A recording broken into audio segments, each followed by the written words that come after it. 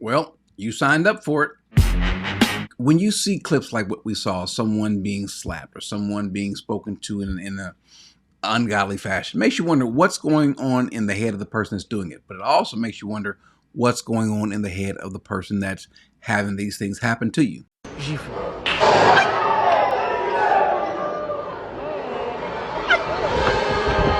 That was a hard slap. That person, I don't know if he had it coming or not. Maybe he owed the preacher some money. I don't know. Maybe he said something online on Twitter, X, Twix. Maybe it's online on Facebook. Who knows? That was a hard slap. Did he deserve it? I don't know. Probably should. He probably does deserve it for even putting himself in a place like that. Maybe that will slap some of the foolishness, the ignorance out of you to allow someone to do that. There are these people who think that they have that much control over your life to do something like that. I mean, people who, when they walk in the place, they get treated a certain way. Here's this lady, I don't know what she is, some sort of, I don't know what she is, but she's getting fanned off because it's warm or hot outside. Well, go sit down by a fan.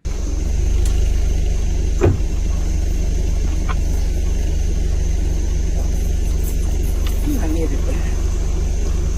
Bye-bye.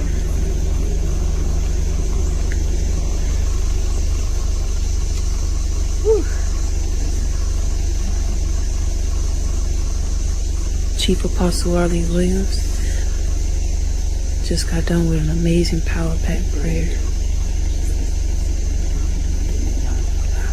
Amazing prayer, Chief. Now, God is going to deal with them. He's going to deal with the people that are fanning her off and the woman that's being fanned off. To think that you are so special that you get this sort of treatment. What does it say now? Jesus actually spoke about this. He says, but Jesus called them to himself and said, you know that the rulers of the Gentiles lord it over them, and their great men exercise authority over them. It is not this way among you, but whoever wishes to become great among you shall be a servant. These people want to be served. They see godliness as a means of gain, a way to get money, to get power, to get treated a certain way, to get respect, to manipulate the people who are weak in faith, weak in the word, and just weak all around. That's what they're doing. When you got a pastor like that, or someone who's doing, by the way, neither one of these people are qualified to be in office. But when you've got someone who's doing that, what it is they're telling you what they think about you. They think they're better than you. They think that they are superior or inferior, or they just think that you're that dumb to allow them to do something like that. Listen to how this man is preaching, or not preaching, but speaking to his congregants.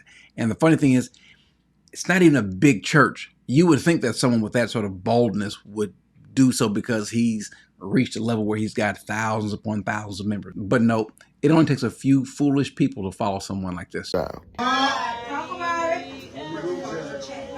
group chats. Stop talking about overseer and still show up to his service.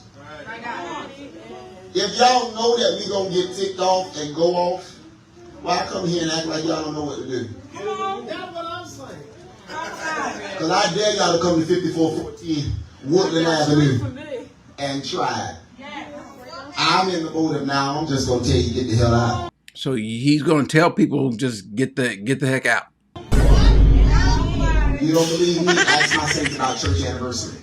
I tell everybody to get the F out. And what's funny is he's bragging about it like this is okay. It speaks about him, and I don't know what he has on his head. He's got a ponytail at the back, and I don't know, a server's hat on top. I don't know, an upside down bowl. I don't know what this is, and he's wearing certain garb, certain dress that he's playing make believe, and everyone else is following him. Oh my God.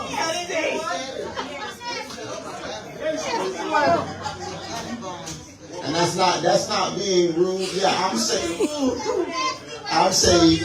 some of y'all say too, and y'all cuss more than us. I try to be careful though in church because I grew up old school.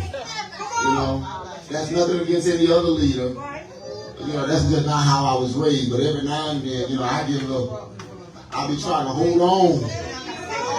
But after a while, I got to replace my cuss words with altercation. This man is foolish, and he's speaking foolishly, and the people that are following him are even more foolish.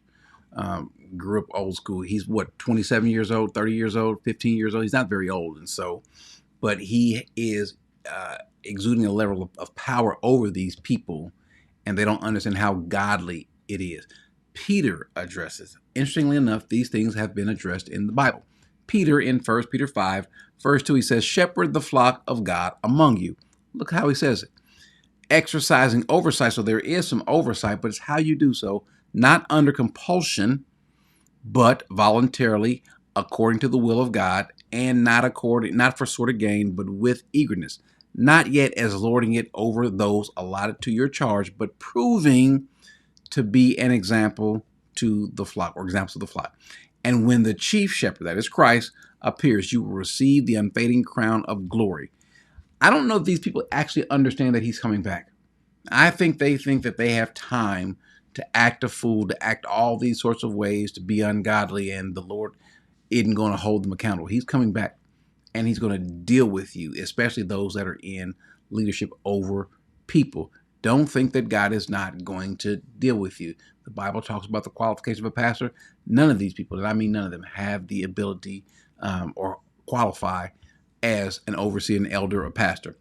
He must be an elder and overseer, must be above reproach. None of these people are. Husband of one wife, which eliminates the other woman who was getting fanned. Miss Hot Hattie, she's getting fanned, so no, she can't be temperate, prudent, respectable, hospitable. None of these people able to teach. Doubtful.